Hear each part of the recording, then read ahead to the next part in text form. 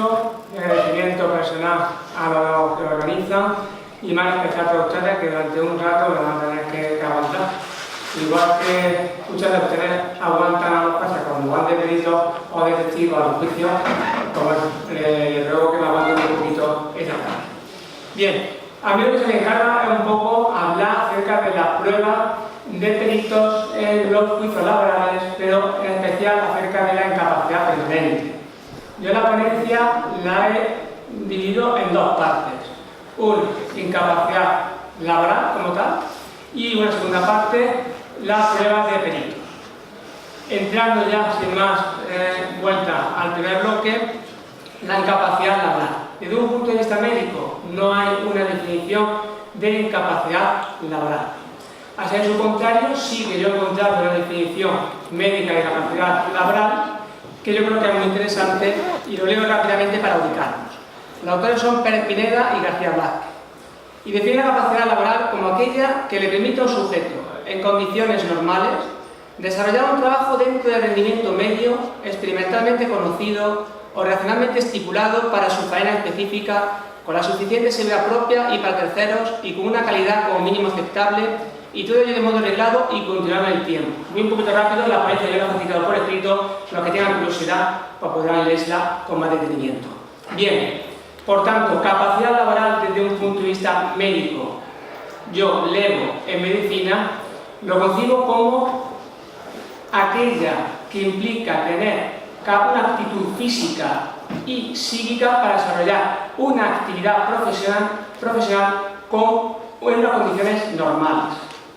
Bien, tener capacidad física supone tener una capacidad reglada, una capacidad prolongada en el tiempo, tener un rendimiento normal o un rendimiento medio normal o conocido, así como también tener seguridad para sí y para terceras personas. Si eso lo trasladamos ahora de vuelta a la incapacidad laboral, se podría concebir la misma desde un punto de vista médico, siempre algo aproximado, como aquella situación, como toda enfermedad o proceso patológico que afecta a un trabajador que le impide desarrollar con normalidad o en condiciones normales una actividad profesional. Bien, por tanto, con esa calidad aceptable, rendimiento medio conocido, la seguridad para sí y para terceras personas. Ya entrando un poco en el campo del derecho, una definición de incapacidad laboral la encontramos en el artículo 193 del texto refundido de la Ley General de la Seguridad Social, aprobado por el Real Decreto Legislativo 8/2015, 30 de octubre. Me pido disculpas y abro paréntesis porque utilice muchos términos jurídicos. Yo creo que si ustedes van, y yo encuentro muchos juicios de incapacidades con peritos médicos, creo que es necesario que tengan al menos un mínimo conocimiento jurídico para cuando expongan su dictamen ante el juez magistrado que quisiera el acto de juicio. Cierro paréntesis. Bien, como digo, el artículo 193 de la Ley General de la Seguridad Social. ¿Qué nos dice? Nos dice literalmente que la incapacidad laboral es aquella situación en la que se encuentra el trabajador que después de haber estado o sometido a un tratamiento prescrito sufre o presenta reducciones anatómicas o funcionales previsiblemente definitivas que anulan o disminuyen su capacidad laboral. Reducciones anatómicas o funcionales que son susceptibles de dirección objetiva. Notas características si usted le encomienda la elaboración de un dictamen judicial a tener en cuenta. Hay una sentencia del Tribunal Superior de Justicia de Castilla y León, no la voy a reproducir, la tengo por escrito y usted la podrá leer.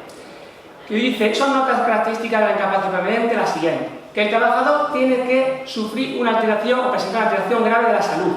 Por tanto, hay que valorar todas las secuelas que padece el trabajador, aun cuando algunas de ellas no fueran, de forma individual, no fueran susceptibles de determinar al trabajador efecto de una incapacidad permanente.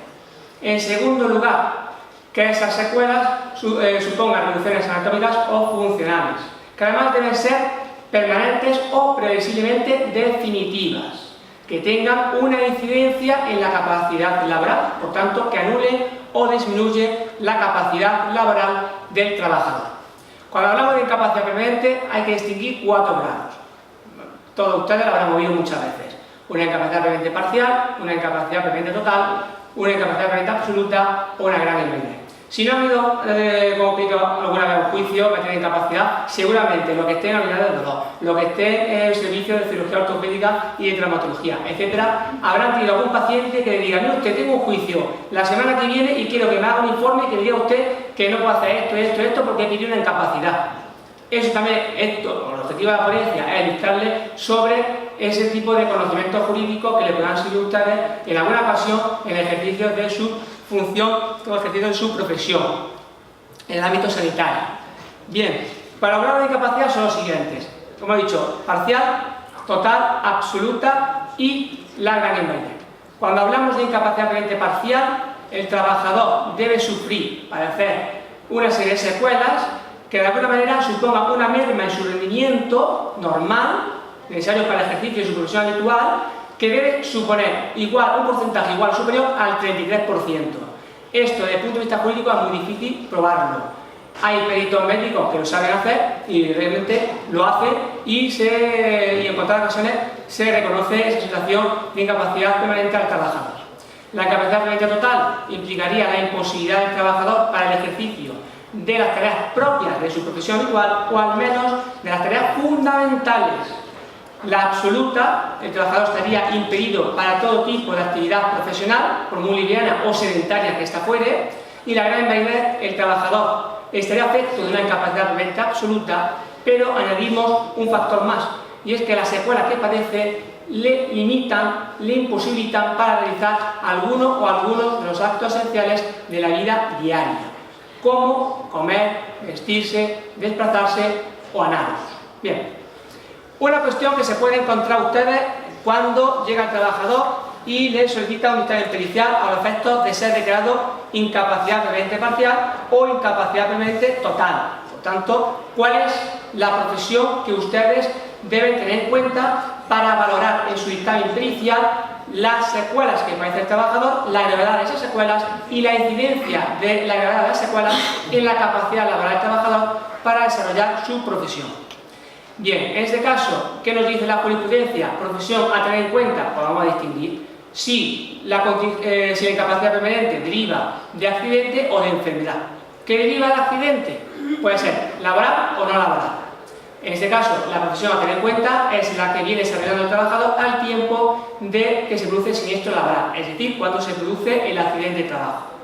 Para el caso de que la incapacidad permanente derive de enfermedad, ya sea profesional ya sea común, la profesión a tener en cuenta es la que viene desarrollando el trabajador de manera prolongada en el tiempo.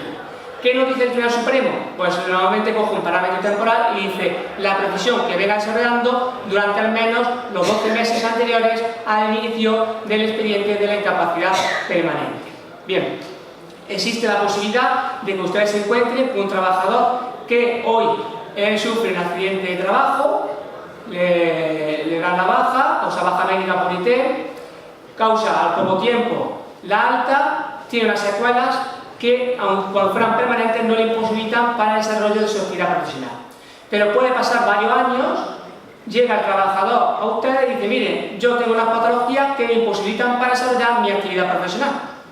El problema que se tiene que plantear ustedes es ¿qué profesión tengo yo en cuenta? La profesión que viene desarrollando el profesional que viene a mí para que elabore el dictamen pericial, o por el contrario la profesión que viene desarrollando al tiempo del accidente de trabajo.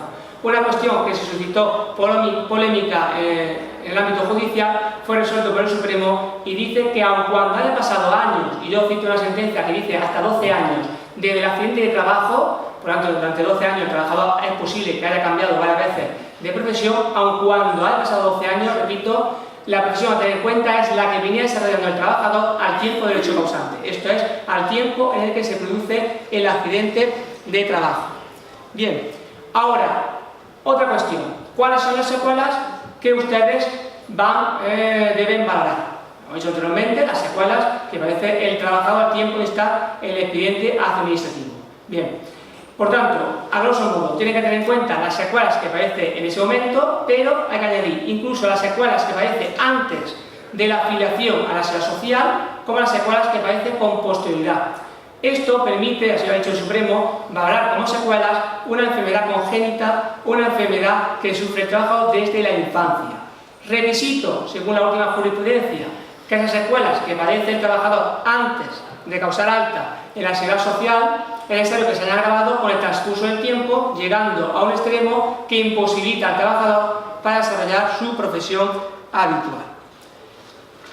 Ahora bien, también existe la posibilidad de que el trabajador inste al expediente administrativo de incapacidad permanente. Hoy, para un mes más o menos que ha resuelto por el INS, le niega la incapacidad permanente o le reconoce una incapacidad permanente en un grado inferior al que postula el trabajador.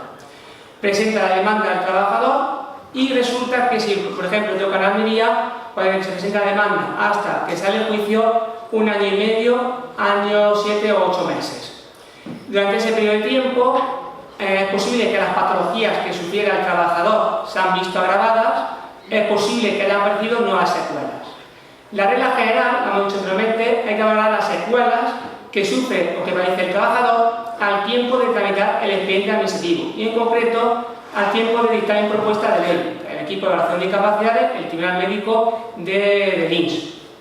Pero una sentencia de 5 de marzo de 2013 del Supremo vino a cambiar toda la jurisprudencia de muchísimos años y dice las secuelas a tener en cuenta van a ser las que padece el trabajador al día de celebración del juicio. ¿Qué secuelas hay que valorar? Secuelas que ya padecía con anterioridad a la tramitación del expediente administrativo, que se han visto agravadas con posterioridad, incluso aquellas secuelas nuevas, pero lo condiciona a que se trate de secuelas que padecía con anterioridad a la fecha de efectos, pero que se manifiestan, se exteriorizan con posterioridad, más tarde. Bien, normalmente a ustedes le van a encomendar el dictamen pericial o van a elaborar su dictamen pericial pues, una fecha muy próxima a la celebración del juicio. Yo, por el informe que veo, suele ser una semana antes, incluso algunos pues hasta un día o 2 días antes, porque sepan que su informe puede valorar todas las patologías que presenta el trabajador hasta esa misma fecha. Ahora, prueba pericial en la incapacidad permanente. ¿Cómo tienen que hacer los informes? ¿Qué es lo que tienen ustedes que valorar? Parámetros a tener en cuenta. Primero, que el trabajador ha estado sometido a un tratamiento prescrito. Por tanto, quiere decir que el trabajador ha permanecido un tiempo en situación de IT, de baja médica. Segundo, el trabajador ha causado alta, padece unas patologías que tienen carácter permanente, que además esas patologías no han sido curadas. En tercer lugar, tienen que valorar la incidencia de esas patologías en la capacidad laboral del trabajador, esto es, que acreditar que esas secuelas anulan o disminuyen su capacidad laboral. Y además deben acreditar que esas secuelas son susceptibles de determinación objetiva, es decir, que se pueden diagnosticar mediante criterios médicos. Bien, a partir de aquí, ¿qué es lo que tiene que tener por tanto en cuenta el perito? Y lo puede hacer como quiera, bien por apartados o apartados, eso ya al libre criterio de cada uno. Limitaciones físicas y o barra psíquicas.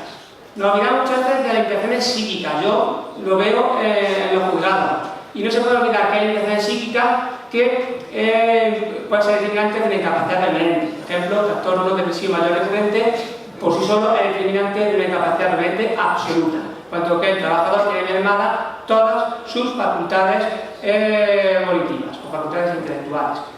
Luego también, en cuanto a limitaciones físicas, tendrán ustedes que relacionar en su informe pericial que el trabajador no puede agacharse, que el trabajador no tolera la bipedestación o sedestación prolongada, que no puede estar de cuclilla, que no puede coger pesos, que no puede subir o bajar escaleras, etcétera, etcétera. Especialmente cuando se trata de patologías de índole lumbar, que son la mayor parte de las patologías que vemos en los juzgados de lo social, en lo que se refiere a las incapacidades permanentes. En segundo lugar, pues tendrán que pronunciarse acerca de la falta de la pericia, falta de precisión en el desarrollo de la profesión. Un ejemplo, un cirujano que sufre un trastorno neurológico es muy difícil que pueda operar con precisión. Por lo tanto, aquí habría que pronunciarse acerca de una incapacidad permanente total. Luego también habría que, el informe pericial debería pronunciar, incluso otro ejemplo, para evitar que se aburra mucho con la ponencia, sería un piloto de aviación. Sufre la deficiencia visual, evidentemente es muy difícil que pueda desarrollar su profesión con las condiciones normales inherentes a la misma. Eso sí, y hago aquí un alto. Cuando hablamos de deficiencia visual o deficiencia auditiva, es necesario que los índices que se arrojen, que se pongan, sean resultado de haber utilizado los correctores. Problemas oftalmológicos, pues los índices que salgan del campo de agudeza visual, etcétera, pues con el uso de gafas. Cuando se trata de problemas auditivos, con el uso de audífonos. Porque yo me he encontrado con informes periciales que omiten o arrojan los índices sin haber utilizado o aplicado los correctores. Luego ya, en otro orden de cosas, se pronunciará el perito acerca de la falta de rendimiento. En este caso nos vamos a encontrar una persona que sufre una insuficiencia respiratoria, evidentemente no podrá desarrollar una profesión que requiera de moderados o grandes esfuerzos físicos. O por ejemplo, como yo tuve un caso cuando estuve en Cataluña, de un trabajador con defecaciones de posiciones diarias frecuentes repetitivas, hasta 12 ocasiones. Ese trabajador evidentemente no puede desarrollar con normalidad su puesto de trabajo porque estará más veces en el año que en su propio puesto de trabajo. Bien, más cosas que tienen que evaluar los peritos. Sería la ausencia o la asistencia, mejor dicho, de riesgo para el propio trabajador. Y pongo un ejemplo, un trabajador que sufre una insuficiencia cardíaca, si es un peón agrícola, no lo podemos mandar al campo que siga desarrollando su trabajo porque será propenso a que sufra un infarto agudo de miocardio, entre otras patologías que se pueden mencionar. O si ha sido clasificado en la clase funcional 4 de la NIA, evidentemente ese trabajador no podrá desarrollar ninguna actividad profesional porque de hacerlo podrá sufrir perfectamente un infarto y por consiguiente estaríamos poniendo en peligro cuanto menos su vida, su salud, su integridad física. Y ya finalmente la ausencia de riesgo para la asistencia o ausencia de riesgo para terceras personas. Por ejemplo, un trabajador conductor de autobús escolar que sufre apnea obstructiva del sueño. Evidentemente va a tener somnolencia diurna, evidentemente este trabajador, si lo mandamos así, que conduzca un autobús, lo más lógico es que en cualquier momento estampe a los niños en cualquier sitio. Luego también, otro ejemplo, el maquinista del AVE, que sufre ataques epilépticos repetitivos y frecuentes, evidentemente pues será propenso a cargarse no sé cuánta gente que vaya montando en el AVE. O sea que por eso es muy importante la labor que hacen ustedes en vía judicial, porque eso sí, no pueden olvidar que ustedes hacen una función de auxilio del juez. Nosotros no tenemos conocimientos médicos. Yo los pocos conocimientos que tengo es por los años que llevo trabajando en el social y por la cantidad de informes médicos y test periciales que llevo ya examinados. Por lo tanto, ustedes, pues digo, la labor que hacen es una labor fundamental, por lo menos para los jueces. Ahora, la prueba pericial en la gran invalidez. Ustedes tienen que hacer lo mismo que he dicho anteriormente para la incapacidad permanente, pero en su informe tendrán que ampliarlo a un parámetro importantísimo. Deberán pronunciarse en el informe que el paciente, para ustedes pacientes, para nosotros trabajador, no solo está impedido para desarrollar cualquier actividad profesional, sino que presenta limitaciones para realizar actos esenciales de la vida diaria. He dicho anteriormente, comer, desplazarse, vestirse y análogos. Cuando hablamos de expresiones análogas por el legislador, desde el punto de vista médico, yo creo que ustedes tienen que tener en cuenta tres ideas o tres temas fundamentales: la autonomía personal, la autonomía social y la autonomía doméstica. Cuando hablamos de autonomía personal, esa persona, pues evidentemente, no puede hacer una mínima actividad sin poner en riesgo su propia seguridad y la de terceros, y todo lo relacionado con la higiene. Por tanto, será determinante en una situación de gran invalidez la persona que no puede, por ejemplo, lavarse o que no puede ducharse. Luego, autonomía doméstica, hace referencia a la imposibilidad de desarrollar las tareas propias de la casa. Por ejemplo, el trabajador que ni siquiera puede poner o quitar la mesa, el trabajador que no puede meter los platos en las vajillas, el trabajador que no puede rellenar la jarra de agua rica, etcétera, etcétera. Sería determinante de una gran invalidez. Y también, en tercer lugar, la autonomía social. Hace referencia al uso de medios de transporte y a la posibilidad de planificar su vida. El trabajador que ni siquiera puede coger un autobús o un tren, un avión, etc., es el efecto de la gran invalidez. incluso el trabajador que no puede planificar, por ejemplo, mi intención, pues ir a la piscina 2 o 3 veces a la semana porque me ha aconsejado el médico para mi patología del lumbar, o no tiene capacidad siquiera para matricularse en las clases de inglés para matar un poco el tiempo libre, etcétera, etcétera, etcétera. Importante, lo que tienen ustedes que valorar en la gran invalidez es que el trabajador está limitado, está impedido para desarrollar algunos de los actos esenciales de la vida diaria. Porque si presenta dificultades, que yo me lo he encontrado en alguna ocasión, peritos que llegan al juicio y dicen no, es determinante el trabajador es determinante de una gran invalidez porque presenta limitaciones para, por ejemplo, para ir al baño, tiene que acompañarlo su mujer, o para ducharse, pues, para entrar a la bañera le ayuda a su mujer, etcétera, etcétera.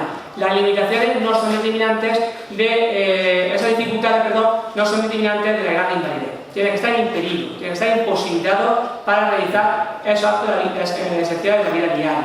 Pero sí, no es necesario que el trabajador esté imposibilitado para todos los actos, basta con que esté imposibilitado para un solo acto.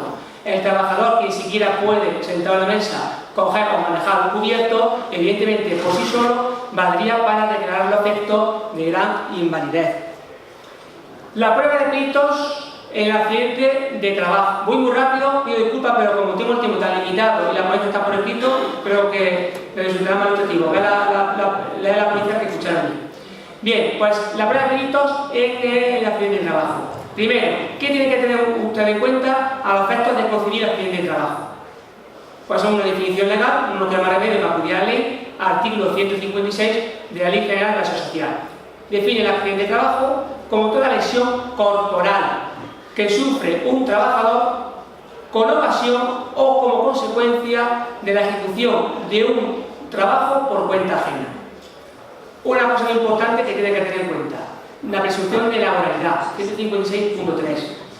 Porque basta con que usted acredite que la lesión se produce en lugar y tiempo de trabajo para que la incapacidad permanente a la que está afecto el trabajador, a usted el paciente, sea determinante de una contingencia profesional por accidente de trabajo, lo que en la práctica se produce en cobrar bastante más dinero. Bien, ahora, ¿qué es lo que tiene usted que hablar en el informe pericial? Evidentemente que el trabajador sufre una lesión corporal. Perfecto. Segundo lugar, la relación de causalidad entre las secuelas y el accidente de trabajo. Es muy fácil cuando hablamos de patologías externas. Por ejemplo, el trabajador que está en su puesto de trabajo se dirige a bajar una escalera, se cae y tiene rotura, ratilla, peroné o incluso traumatismo craneoencefálico. Ahí no hay duda de que nos encontramos entre accidente de trabajo. El problema está, y ahí sí que es verdad que ustedes juegan un papel importante, es cuando se trata de patologías internas. Es decir, por ejemplo, un lumbago, porque no se manifiesta al exterior, solamente lo que se manifiesta son las quejas del paciente, o por ejemplo, un ictus cerebral o un infarto agudo de miocardio. Evidentemente, yo desde fuera no veo cuáles son las lesiones que sufre el trabajador en el corazón. Pero sí que es verdad que si el hecho de que sufra ese infarto en lugar de tiempo de trabajo, ya fue aquí la presunción de laboralidad que anteriormente refería y por lo tanto entiendo que hay tal importancia, especialmente para ustedes, a la hora de elaborar su informe pericial. Luego, en tercer lugar, también tendrán ustedes que tener en cuenta de un nexo temporal entre las lesiones y entre la lesión, como digo, y el accidente mismo. No hay problema si la lesión se produce durante la jornada de trabajo, es decir, tiempo de trabajo. El problema está cuando se produce la lesión en lugar y tiempo de trabajo, pero se manifiesta más tarde, una vez que el trabajador ha terminado la jornada de trabajo. Ejemplo que le puedo poner yo que he tenido. Trabajador que llega un viernes, resulta que levanta un peso, se hace daño en la zona lumbar, se queja de dolor, pero no tiene dolor suficiente para acudir al servicio de urgencia. Lo que hace es aguantar la jornada de trabajo, termina la jornada de trabajo, marcha a casa, se ducha, se cambia y va al servicio de urgencias. Se lo comenta el médico pide la baja, pero lo hace siempre por enfermedad común, nunca por accidente de trabajo. Aquí, cuando se ha acreditado este hecho, sí que se ha dicho que es accidente de trabajo porque la lesión se produce en lugar y tiempo de trabajo. Y la cosa se complica cuando el trabajador llega el viernes, sufre esa patología lumbar, se va a casa y se queda acostado todo el fin de semana. El lunes se levanta, marcha para el trabajo, pero dice: me duele mucho, voy a pasarme por el centro médico, y le pide la baja médica. Aquí se complica mucho más la cosa.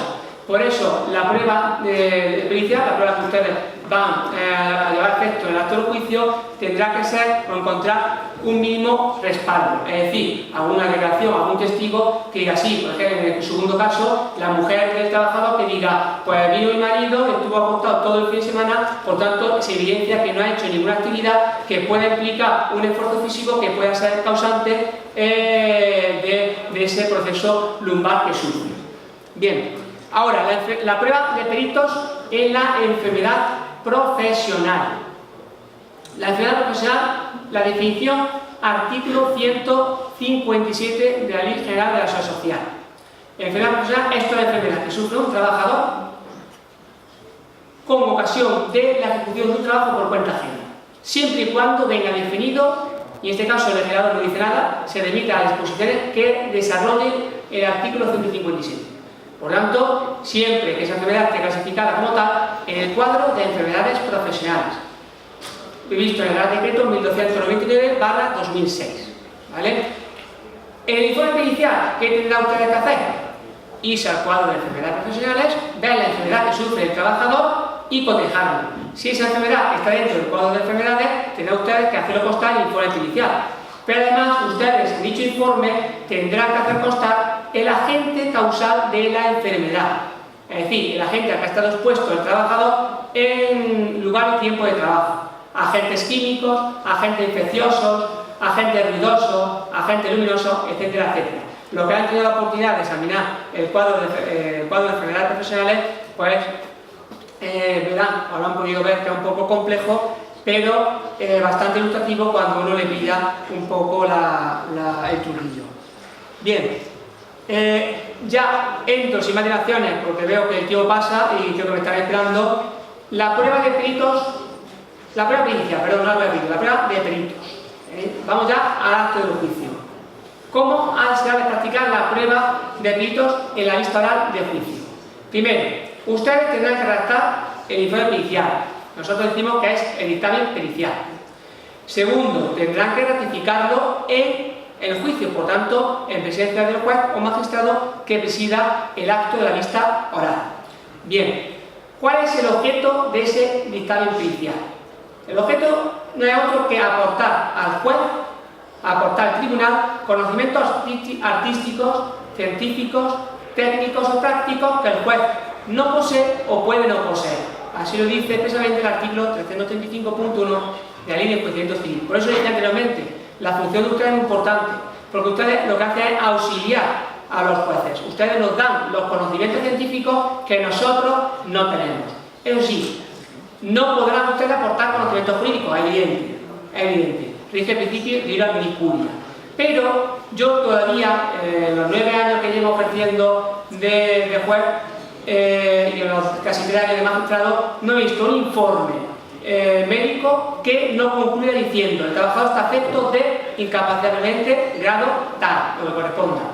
Que sepan ustedes que están invadiendo el trabajo del juez, porque ustedes están aportando conocimientos jurídicos, que no es su labor. A mí no me importa. De hecho, yo a la sentencia muchas veces cojo, reproduzco la conclusión a la que llega el perito diciendo que está afecto de incapacidad permanente absoluta, por esto y por esto. A mí no me molesta para nada, pero esto lo digo para que ustedes lo tengan conocimiento de ello, o por si alguna vez algún juez pues se extralimita, entre comillas, en el juicio y le critica a ustedes por entrar en lo que se refiere al campo estrictamente judicial. También tienen que saber ustedes que hay peritos titulados o no titulados. Evidentemente ustedes son peritos titulados y buena función que hacen, por lo menos desde mi punto de vista. Ahora, hemos dicho que la prueba pericial se practica aportando el dictamen pericial y ratificándolo en el acto del juicio. Por tanto, se requiere que ustedes vayan a juicio el día y hora señalado, que entren en sala cuando sean llamados y que ratifiquen su informe. ¿Cómo lo hacen? Pues cada maestrillo tiene su librito, eso es cierto. Desde el punto de vista legal, o así lo entiendo yo, ustedes lo que tienen, cuando entren en sala, primero, ustedes no tienen que prestar promesas puramente de decir la verdad. Yo conozco jueces que a los peritos les digan, ¿promete o jura usted decir la verdad? Ahí no le digo un error que comete el juez porque ustedes le han prestado promesas puramente de decir la verdad en su dictamen pericial. Ustedes reproducen el contenido del artículo 335.2 de la Ley de Enjuiciamiento Civil en sus dictámenes periciales, haciendo constar que prestan promesas puramente de decir la verdad, que conocen las penas que el Código Penal castiga delito de falso testimonio y además que tiene en cuenta las circunstancias adversas y favorables tanto para una como para otra parte en el procedimiento judicial. Es muy